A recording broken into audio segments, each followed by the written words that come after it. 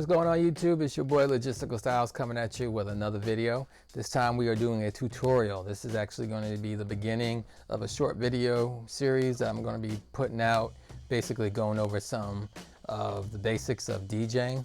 Last month in October we just wrapped up the iOS music production and DJing workshop that I did for the Fulton County Arts and Culture Department, and I got a lot of really good feedback from the viewers that wanted to get more workshops like that or more sessions like I was doing for the iOS music production stuff, but they wanted to be more focused on DJing. So what I want to do is I want to give out this little short series of videos that will get you all the way up to a certain level as far as your knowledge and maybe even your skill with DJing, so that when I do open up and have the one-on-one classes or even do the small group sessions, we can all be on the same page and have the same understanding as far as certain terminology and certain theories and skills when it comes to DJing. We're going to go over ideas that can be implemented on both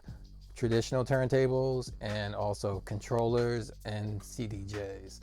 A lot of these theories are the same, and when you get into the software you see that it's basically set up the same way, and that is the concept of playing a song on one deck and transitioning to the next song on the other deck, and you're using a mixer in between to facilitate that. Also, you'll use tools such as headphones and the effects that are built into the mixer, but basically your three main tools are going to be your two decks and your mixer. So what we're going to do is we're going to focus on the basic controls on the decks, which will make it easy because you're using two decks, they're identical. So if you learn one, you know what the other one does. So you basically only have to learn two primary pieces of equipment, that is your deck and that is your mixer. So the mixer is probably going to be the most complex part because you have a lot of knobs and sliders and some meters on there that are giving you some information, some feedback. So you need to learn what all that does. But once you get that into your head and you have your head wrapped around that and the controlling of the deck, then you'll be able to focus more on music, listening to music, playing music, and all the other stuff that comes along with DJing, including scratching and different kind of tricks. Now I know you're probably wondering, what do I mean when I say you have to learn how to listen to music? Everybody knows how to listen to music. You just play music and you listen. Well, there's a little bit more to that when the music is your business. Music is what you're focused on. You need to know how to listen to music for the different parts of the music, the different sounds that are in the music, whether it's the beat. You need to be able to identify the parts of the beats, whether it's a bass line, whether it's a kick drum, whether it's a snare, a hi-hat. All those parts come together to make the song. So you need to be able to identify those parts and understand what part of the music you're manipulating when you do have your hand on that disc and you are trying to cue it up, or you are trying to scratch. Are you scratching a bass line? Are you scratching a melody? Are you scratching that kick drum? And when you choose different parts to manipulate, you get different sounds or you get different reactions. So for scratching, when I'm trying to bring a record in, I usually try to get that kick drum, and I like to boop, boop, boop, boop, boop, bam, drop it like that. That's just the way, that's one of the ways I do it. Boop, boop, boop, boop, boop, boop, bam. And you might say, well, you said you don't do a lot of scratching. I'm doing that in my headphones so I can mix everything up or get everything together. So I'm not necessarily scratching it over the main PA system for everybody to hear, but I'm scratching it in my headphones. And sometimes I'm scratching it as I'm trying to cue it in, and I'm like, this actually would sound pretty cool. So I might tease a scratch as I'm bringing the record in. So I might hit that crossfader over and let that scratch play and drop their song. But oftentimes I'm doing this in my headphones, getting the mix together, and then I'm bringing it up the volume on the channel fader to bring in the new song. So that's one of the ways I do it, and I'm able to do that because I know the different parts of the song. Sometimes I'm not scratching in that kick drum, I'm scratching in that snare. It just depends on the timing of the song. Some songs have weird timing, so you have to be able to groove with the song. A big important part of DJing, believe it or not, is being able to dance to yourself. Even if you're not a good dancer out in public, whatever, but if you got to have some rhythm, you got to be able to tap your feet as you're playing and keep up. You got to be able to nod your head. You got to be able to get your body into it. Even if, like I said, you're not a full all-out dancer, you got to still be doing some kind of rhythmic movement to keep you into the groove of the music you're playing and the music you're about to be playing. So that's very important. Another thing I did mention, not just learning how to listen to music, but how to control the music. You want to know how to be able to play the music with authority. You are the DJ and this is your music. If you play a song and you're not sure how it's going to go over and you are timid about the way you play, it kind of translates into the way the song comes out of the speakers. And what do I mean by that? I mean, you might not play at full volume. You might not play at the right speed. You might be trying to tease it in, or your settings might not be right. If it's not, you do have to control you have bass, mid, and treble controls there for a reason. So if the song doesn't sound right, you have these knobs you can adjust to make the song sound better. But if you're not playing with confidence, then you just want to get that song played and you just want to get out of that song. So it kind of translates into your performance. So you got to know how to control the music. You got to know how to bring that music in. You got to be unafraid of touching the platter. You can't be afraid of touching the platter. I see a lot of new DJs when they first touch some decks. They're very awkward, and they're afraid that they're going to break something, which is one of the things I like about the Range 12. There is no turntable, so you don't have to worry about knocking and breaking a delicate tone arm or messing up some delicate needles. I've had that happen when, showing newer students how to DJ. They're just either so awkward with it that they just touch things very roughly, or touch it too timidly. You have to realize that this is not going to break just by you touching. It's designed for you to grab the platter. It's designed for you to spin back and forth. Go ahead, get comfortable touching it, get comfortable playing with it. I like to tell my students or people that I'm teaching to DJ to go ahead, even just turn the motor off and be willing to spin the record back and forth. Spin your jog wheel. Get used to what it feels like. Spin it, catch it. Turn the motor on, let the record spin. Feel what it's like to grab it, to touch it, bring it back, and just get used to manipulating or even manhandling your equipment. I'm not saying, when I say manhandle it, I don't want you to be all over rough and rugged with it, but be unafraid to just grab that platter. Be unafraid to hit that fader. They're supposed to move. They're supposed to take some abuse. So definitely get used to that. Spend some time. I'm going to say that's going to be your homework assignment. Before we get to the next level, I want you to be comfortable with your decks. If you have decks, whether they're controllers, CDJs, or turntables, you need to be comfortable touching it and being manipulating your music. You got to be used to doing that physical part first, because once you're used to doing that, the next step is to actually be doing this with music coming out of the speakers. And when you're doing all this, moving those platters, then it's really going to start getting crazy, because then you're going to start hearing stuff that you're not really used to hearing, unless you have some background as a DJ. But as a new person or a new individual to DJing, you're going to be like, well, this is all crazy. The sounds are going all over, but it's just reacting to the way you're touching and manipulating your platter.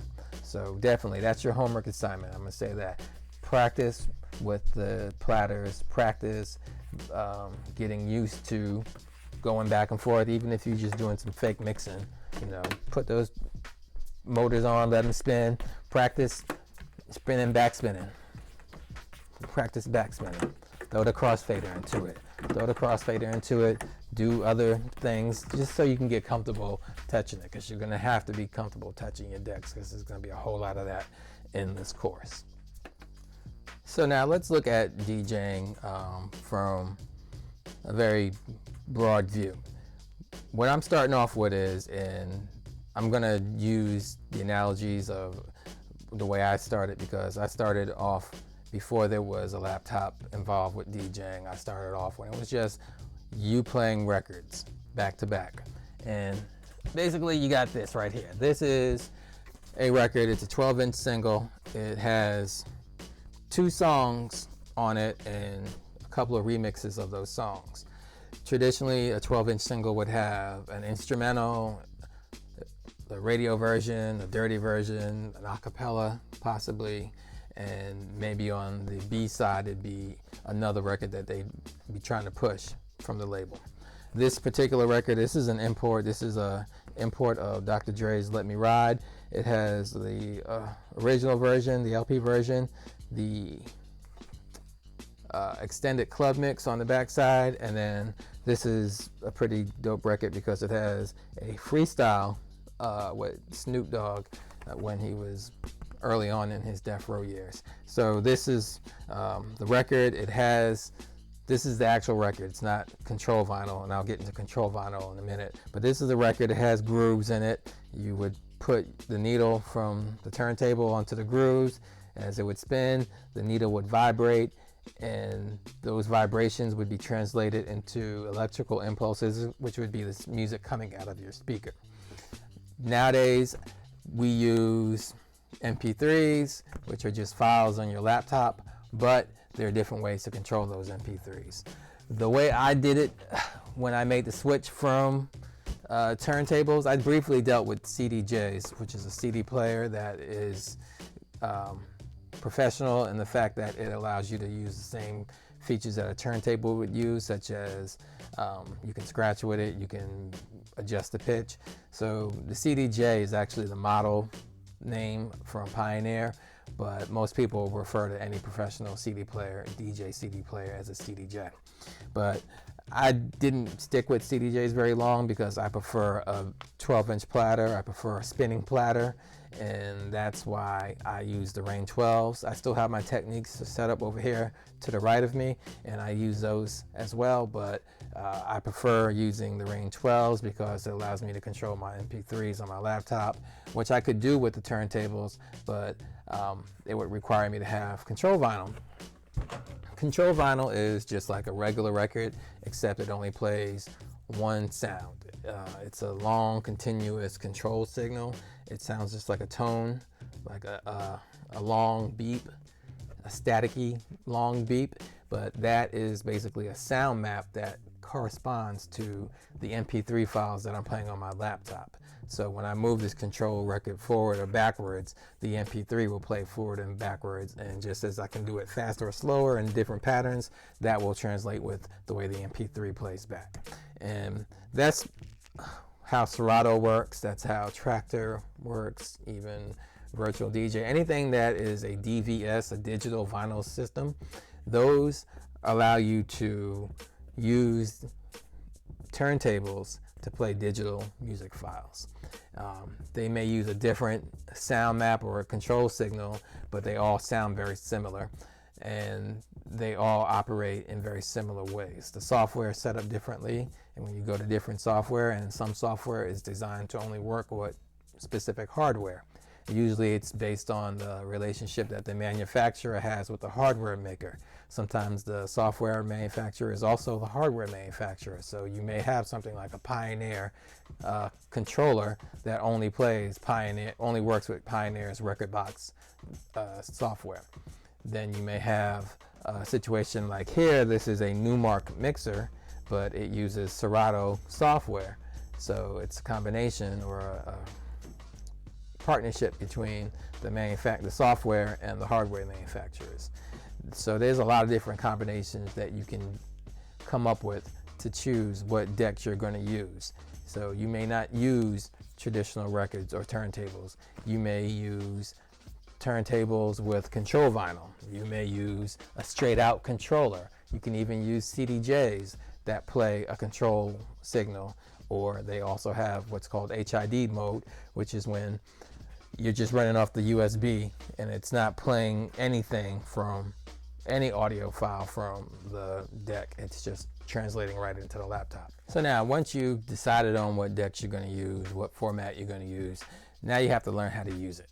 And a lot of this stuff is going to be set up the same, whether you're using the controllers, the turntables, software, or an app. They're all going to give you, they're going to use the original setup as a way for you to understand, or a way for you to operate the software. They'll give you two decks. You'll have deck A, deck B, deck 1 or deck 2, whatever they want to label it, but you'll have two decks, and in the middle you will have a mixer. The mixer has a volume knob for both decks. So you have deck A, deck B, or deck 1 and deck 2, however they want to label it, and in the middle you will have your mixer. Your mixer will have separate volume controls for each deck, so you can bring the volume up and down, and then there's a crossfader. The crossfader brings the volume from left deck to the right deck. So even though you have these volumes up and down, the crossfader is what brings the sound coming from here over to here.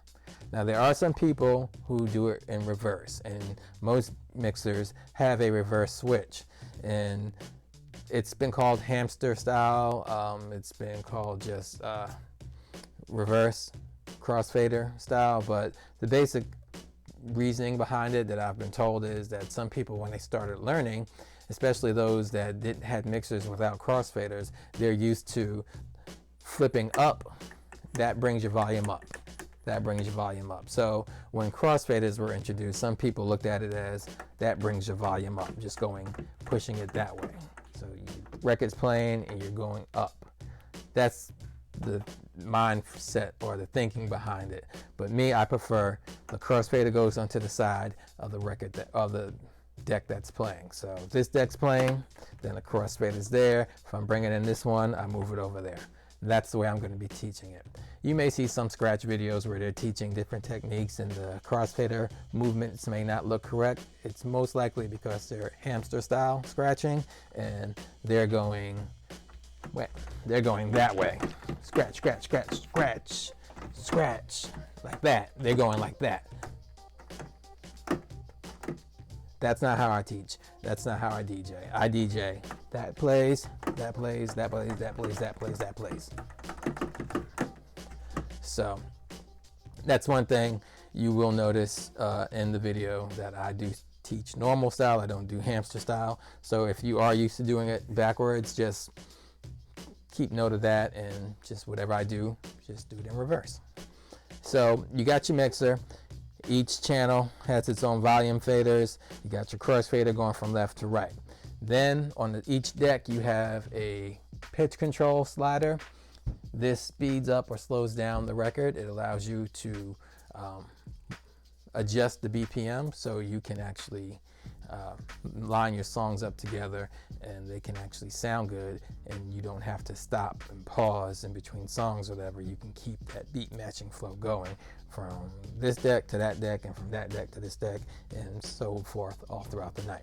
So now while you are transitioning from song A to song B, you're not just using your two decks and your mixer, you're also using a very important piece of gear, which is your headphones. Now your headphones are going to allow you to pre-listen to the song you want to mix in before you mix it in. So say we have this deck right here, it's playing the song.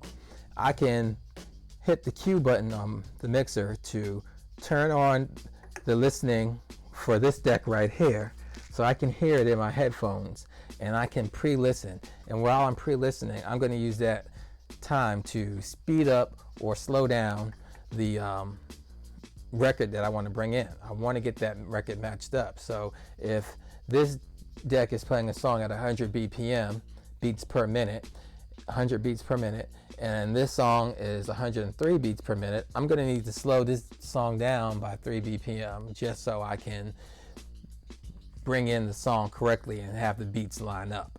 Now another part of that, bringing in the song, is not just lining up the BPM, making the beats match, but you want to be able to bring the song in at the same time. So if you're listening to the kicks on this song, boom, boom, boom, boom, boom, boom. You want to bring this in on the same boom, boom, boom, boom, boom, boom, boom, boom, boom, boom, boom. You want to drop it on the one. You want to drop it at the same time that this one is dropping on its one.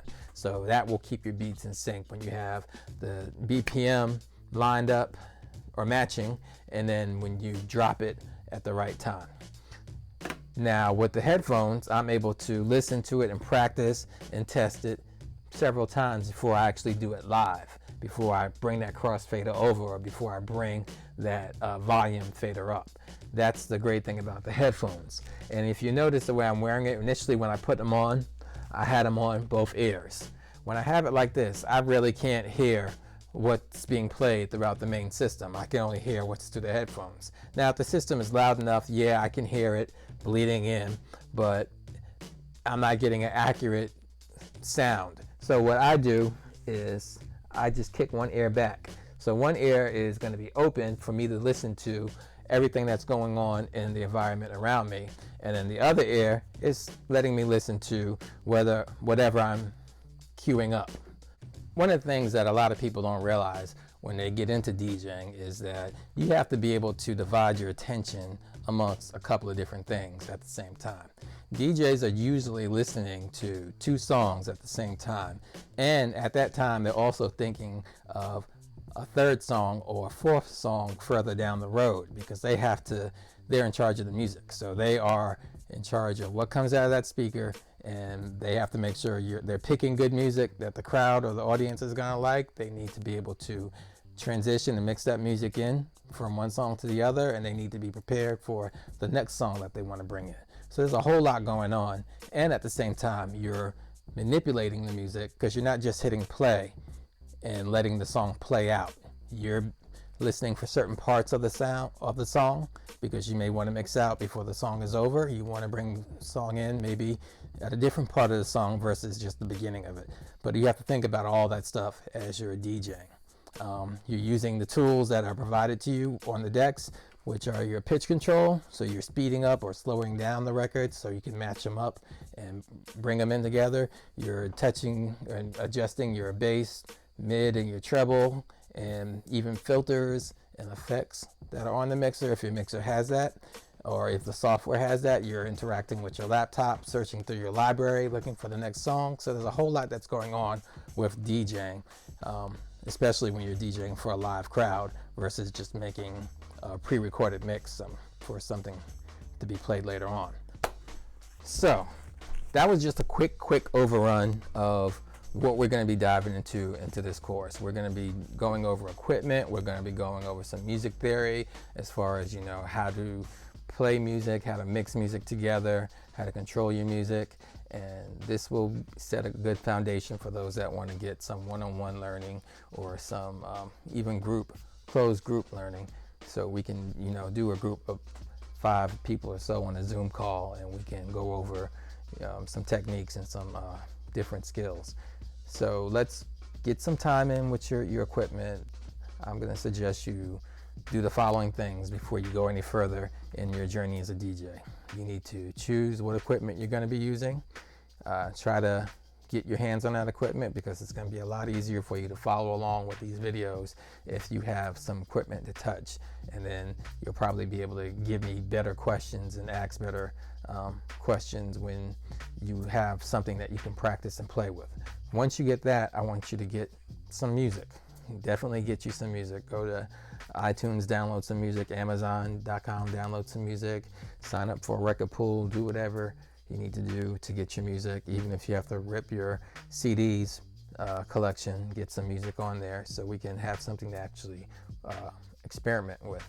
And then, as I mentioned earlier, practice touching your decks, practice getting used to messing with the jog wheels, being able to manipulate the music, because you don't want to be afraid of breaking something and having that hold you back. You want to be confident as you play and as you use your equipment, and the more you use it, the better you learn it, and then that will be the reason for you to upgrade to other equipment when the time comes, instead of just chasing the newest, latest, and greatest. You'll know what your gear can do and whether or not you need to upgrade. So get you some gear, get you some music, get you some practice touching this gear and using the gear. And then when we come back, which will probably be a week from now, we'll get more into actual mixing. We're going to do some beat mixing.